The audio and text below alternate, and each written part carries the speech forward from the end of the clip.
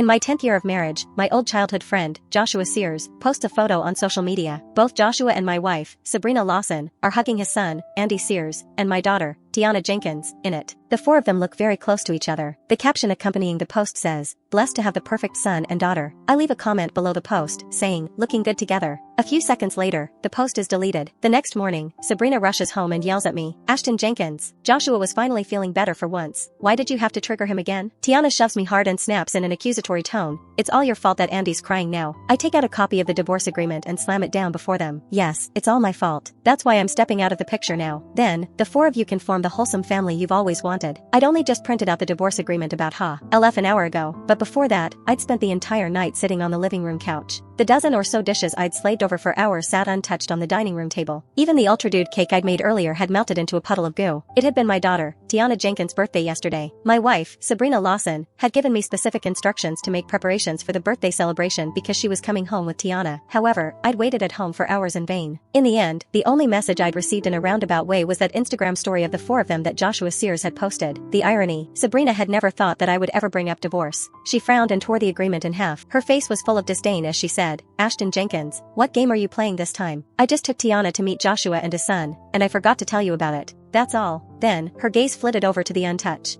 dishes on the table, and a hint of unease appeared in her eyes. She softened her tone and said, "All right, fine. It was my fault for forgetting to tell you about last night. I'll be more careful next time. I'll clean up here, go and rest for a bit. I'll take you and Tiana out for some dessert later on." Sabrina had always been like this. She would always hit me with the stick before handing me the carrot. Each time, she always knew that she'd gone overboard, but she would still refuse to apologize and would simply try to soften the blow for me so I would feel less bad about it. If I didn't respond the way she wanted me to, then she would stop talking to me altogether until I admitted defeat in the end. In the past, I'd always been the one who would reach out and apologize first. But this time, I brought out another copy of the divorce agreement and threw it down onto the coffee table. I made a dozen copies. Go ahead and tear however many of them you want. Sabrina was so mad that he flung a plate to the floor. She then glared at me impatiently and said, "Let's just get it straight. You're just jealous that Tiana likes Joshua more than you. But don't you dare forget, Ashton, that you're the one who owes him everything. Tiana and I are only looking after him because we're trying to pay him back for your sins." My sins? I had no sins. Joshua and I used to be close buddies. Once, he'd invited me out into the hills when we were in our third year of college. When we'd finally made our way back home, it had already been dark out, and Joshua had insisted on taking a shortcut. He'd told me that a friend was waiting for him there, so we'd parted ways. However, when I'd woken up after that, Sabrina had rushed into my room and grabbed me harshly by the collar,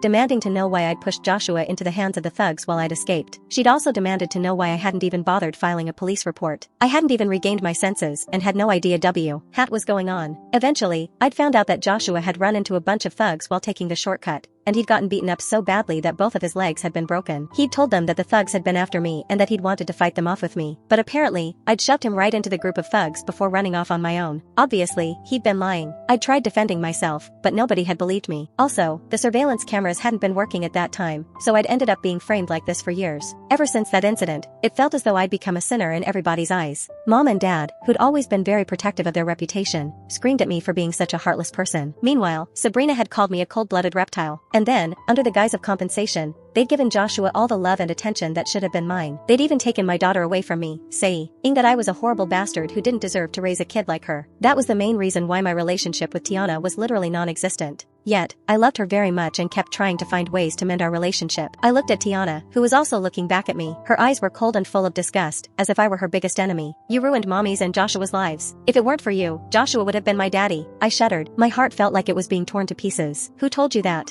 Tiana frowned. "Isn't that the truth?" I looked at Sabrina. Even at this point, I still hoped that she would have an explanation for all this. However, she just avoided my gaze and said, "Tiana always thought that if that incident hadn't happened, I would have married Joshua instead. Had this been in the past, I would have asked her why she wasn't explaining herself. After all, I was the one who'd grown up with her, and I was the one who'd introduced Joshua to her as my friend. I was the one who'd been her actual boyfriend. But now, I simply couldn't care less. I didn't care what Tiana thought of me anymore either. After all, very soon, she wouldn't have anything to do with me. I grabbed my suitcase and headed out the door. "I'll see you at the courthouse when you've made up your mind." Sabrina had never thought that I would have already packed up my suitcase to leave. She rushed over to me to try and stop me from leaving. Just then, there was the sound of the thumbprint-activated smart lock being unlocked from the outside. Moments later, Joshua entered the house with his son, Andy Sears, in tow. Who would have thought that he would actually have his fingerprint registered at my own house? I told Sabrina before that I never wanted to see Joshua in my house. He'd framed me and taken away everything everything that was mine. He'd also turned me into the laughingstock of the neighborhood and made people hate me to the point that I hadn't dared to leave the house. He'd completely destroyed me, and I hated him. But, obviously, Sabrina didn't care about a single word I said. When Joshua caught sight of me, his face paled slightly. He then put on a pitiful look and said, "Ash." Andy immediately hid behind him and yelled at me like I was some sort of monster. "No, Ashton, please don't hit my daddy." I looked at Andy, who was perhaps 10 years old, tops. He looked very naive and innocent. However, he was also the one who'd framed me for hitting Joshua at my parents' house when I went back there for Thanksgiving. I'd been looking forward to that particular Thanksgiving for years. It was the first time my parents had ever agreed to let me come home for the occasion after that incident happened. That day, I'd tried very hard to mend my relationship with my parents. Yet, Joshua had then grabbed me at the top of the stairs before rolling all the way down with me. I'd broken a leg during the fall, but nobody had even spared a look at me.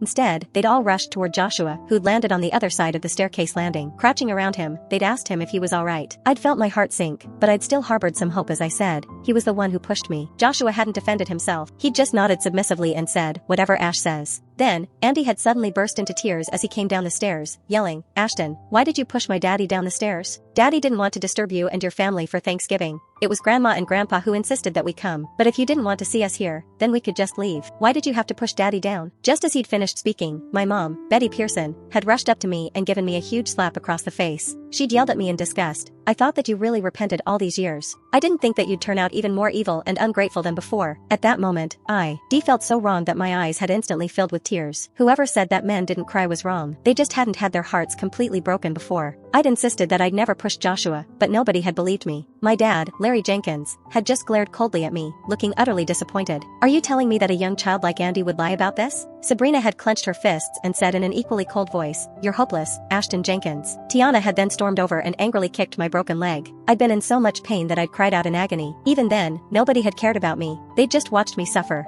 feeling a little lighter as they took it out on me. Nobody had said anything, but I'd been able to tell from their faces that they thought I deserved to suffer. Tiana had even said, "You're a terrible daddy. I hate you so much." That day, I'd left the house while limping in pain. I could still remember the excruciating pain from back then. I'd planned to divorce Sabrina that very night, but she'd torn the divorce agreement in half, seeming as calm as ever, and said, "Don't you get it, Ash? Nobody loves you anymore except me." I'd said nothing, feeling dazed and confused. The only question that had kept running through my head was whether she really loved me. Sabrina had been able to tell what was on my mind. She'd laughed mockingly and said, "If I didn't love you, do you really think I'd still put up with you when you're such an evil person? Mom and Dad don't want you anymore. They've already decided to take Joshua in as their foster son. So, you should just stay by my side and continue repaying your sins to him. Understood?" I'd grown up in a loveless family, so I was eventually persuaded by Sabrina to stay. I'd been too afraid that nobody else in the world would love me anymore. I'd been worried that I would find myself on the streets with nowhere to go if I lost my current family. If that happened, I would be just like a kite with a broken string, and I hadn't wanted to end up abandoned and disliked by others. So, I'd learned to compromise and be patient. I'd stopped defending myself and allowed Sabrina and Tiana to openly disregard me while they showered Joshua and Andy with all of their love and care instead. Yet, my years of compromise had never amounted to anything good for me. My life had been horrible. I was suddenly snapped out of my thoughts and brought back to the present when Tiana rushed up to me and shoved me aside. She then grabbed Andy's hand and comforted him. "Don't worry, Andy. Mom and I are here, and we won't let anyone beat you or Joshua up." Then, turning to me, she warned me, "If you dare to hurt them, I'll never acknowledge you as my daddy again." Andy pretended to look gentle and understanding as he said, "But Tiana, you shouldn't be so fierce with Ashton." Then, he looked at me and gave me a meek smile, trying to please me. "Ashton, I know that you'd not like me or my daddy, but my daddy isn't like you. We don't have anything anymore. Can you please not chase us away?" I should have known that a bastard could only ever raise another bastard. Like father, like son, after all, and Andy was exactly like his dad. I smiled at him and said, "What do you mean, you don't have anything anymore? This house belongs to you now."